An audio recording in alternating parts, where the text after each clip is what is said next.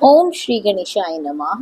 नमस्कार फ्रेंड्स, कैसे हैं आप सब। आशा करती हूँ सभी बहुत अच्छे होंगे। मैं पूजा वेलकम करती हूँ आप सभी का आपके अपने यूट्यूब चैनल अंकित वास्तु ज्ञान में। फ्रेंड्स, हर मांगलिक काम और देवी देवताओं की पूजा से पहले भगवान श्री गणेश की पूजा की जाती है। इसीलिए श्री गणेश को प्रथम पूज्य भी कहा जाता है। ग्रंथों में भगवान गणेश के प्रथम पूज्य होने के अलग अलग कारण बताए गए हैं, लेकिन सभी ग्रंथों ने उन्हें सबसे पहले पूजे जाने वाला देवता ही कहा है। गणेश भगवान बुद्धि के देवता हैं, हर कार्य को सफल करते हैं। इसीलिए हर शुभ कार्य की शुरुआत में उन्हें पूजा जाता है ताकि सभी कार्य निर्विघ्न पूरे हो सके।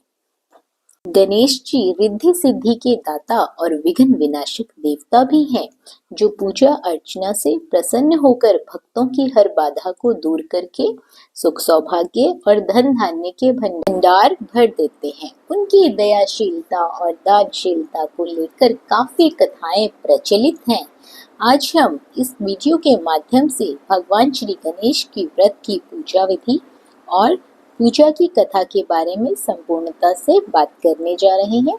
भगवान श्री गणेश की पूजा पहले की जाती है। महिलाएं खासकर अपने पति की लंबी आयु के लिए भगवान श्री गणेश की पूजा जरूर करती हैं। ऐसी मान्यता है कि भगवान श्री गणेश की पूजा करने से पति की लंबी आयु होने के साथ साथ ससुराल हमेशा खुशियों से भरा रहता है। वहां कभी भी कोई भी दुख दरिद्रता नहीं आती है। तो चलिए जानते हैं सुहाग की लंबी आयु देने वाले भगवान श्री गणेश की अद्भुत कहानी के बारे में। एक समय की बात है, एक भाई बहन रहते थे। बहन का नियम था कि वह अपने भाई का चेहरा देखे ही खाना खाती थी। हर रोज वह सुबह उठती, जल्दी जल्दी सारा काम करती, उसके बाद भाई का मुंह देखने के लिए उसके घर जाती थी। एक दिन रास्ते में एक पीपल के नीचे गणेश जी की मूर्ति रखी थी।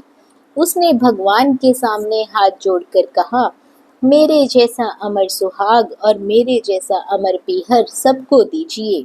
यही कहकर वो आगे बढ़ जाती थी। जंगल की झाड़ियों के कांटे उसके पैरों में चुभा करते थे। एक दिन भाई के घर पहुंची और भाई का मुंह देखकर बैठ गई।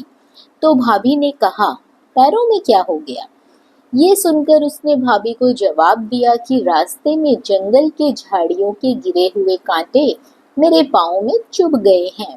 जब वह वापस अपने घर आ जाए तब भाभी ने अपने पति से कहा कि रास्ते को साफ करवा दो, आपकी बहन के पाँव में बहुत सारे कांटा चुभ गए हैं। भाई ने तब कुल्हाड़ी लेकर सारी झाड़ियों को काटकर रास्ता साफ कर दिया, जिससे गणेश जी का स्थान भी वहां से हट गया। ये देखकर भगवान गुस्सा हो गए और उसने भाई के प्राण हर लिए। लोग अंतिम संस्कार के लिए जब भाई को ले जा रहे थे तब उसकी भाभी रोते हुए लोगों से कही, थोड़ी देर रुक जाओ, उसकी बहन आने वाली है। वह अपने भाई का मुंह देखे बिना नहीं रह सकती, उसका ये नियम है। तब लोगों ने कहा, आज तो देख लेगी पर कल कैसे देखेगी। रोज दिन की तरह बहन अपने भाई का मुंह देखने के लिए जंगल में निकली। तब जंगल में उसने देखा कि सारा रास्ता साफ किया हुआ है। जब वह आगे बढ़ी तो उसने देखा कि सिद्धि विनायक को भी वहां से हटा दिया गया है। तब उसने जाने से पहले गणेश जी को एक अच्छे स्थान पर रखकर उन्हें स्थान दिया और हाथ जोड़कर बोली, भगवान मेरे जैसा अमर सुहाग और मेरे जैसा अमर पीहर सबको देना। ये बात बोलकर वो आगे निकल गई। भगवान तब सोचने लगे, अगर इसकी नहीं सुनी तो हमें कौन मानेगा, हमें कौन पूछेगा।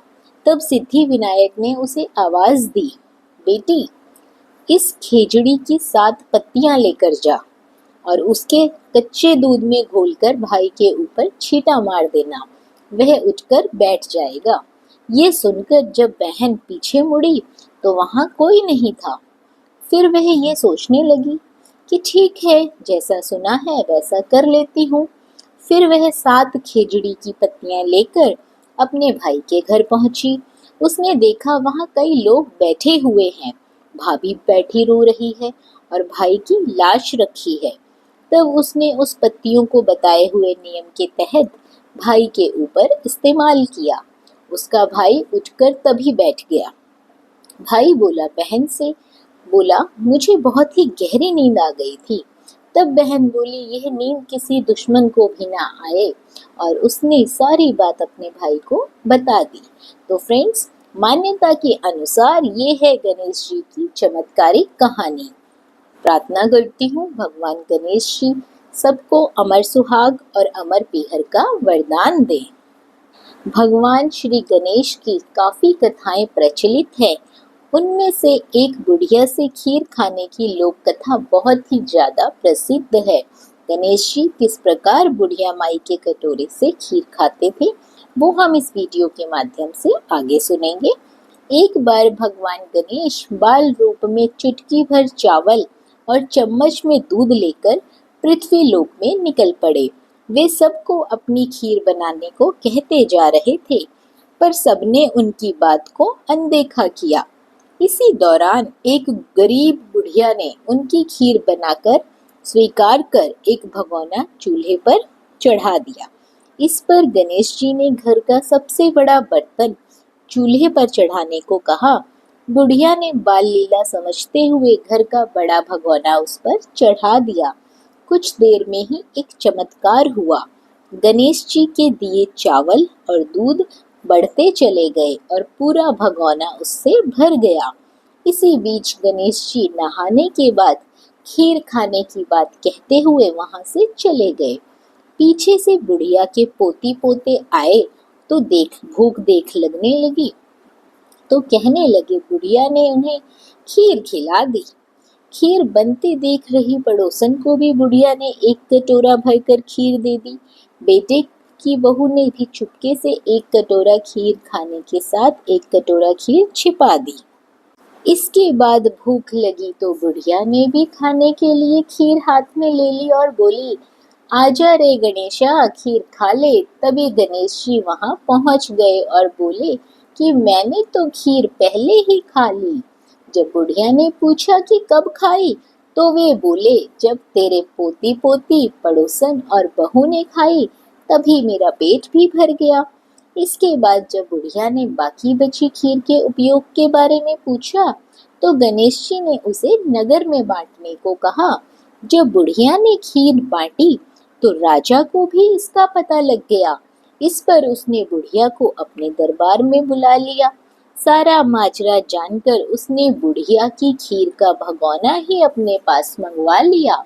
पर राजा के महल में जैसे ही वहां पहुंचा तो वो पूरा भगोना उसमें कीड़े मकोड़े और जहरीले जानवर गिर गए। यह देख राजा ने वह बर्तन वापस बुढ़िया को दे दिया, जो उसके घर ले जाते ही वापस पहले जैसा हो गया। इसके बाद बुढ़िया ने फिर गणेश जी से बची हुई खीर के उपयोग के बारे में पूछा, तो उन्होंने झोपड़ी के कोने में गाड़ देने को कहा। ऐसा करके बुढ़िया माई रात को सो गई और गणेश जी उसकी झोपड़ी को लात मारते हुए अंतर्ध्यान हो गए। अगले दिन जब बुढ़िया उठी तो उसे अपनी झोपड़ी महल में बदली हुई दिखी और खीर के बर्तन सोने जवाहरात से भरे हुए मिले। गणेश जी की कृपा जानकर बुढ़िया माई काफी प्रसन्न हुई। हे गणेश जी महाराज, आपने जैसा फल बुढ़िया को दिया वैसा सबको देना।